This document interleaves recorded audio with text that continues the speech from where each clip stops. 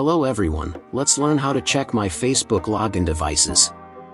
There are times when you end up logging into your Facebook account across different devices and end up forgetting to log out. All you are looking for is how to check Facebook login devices.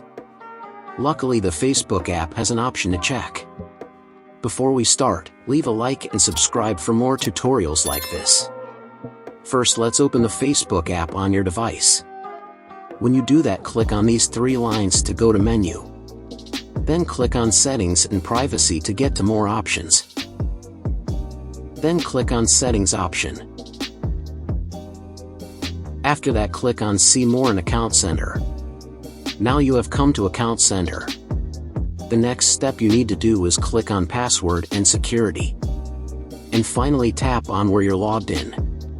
And see all the devices your account is signed into. If there are devices that are not yours, we recommend that you change the password. So thanks for watching, see you in the next video, goodbye.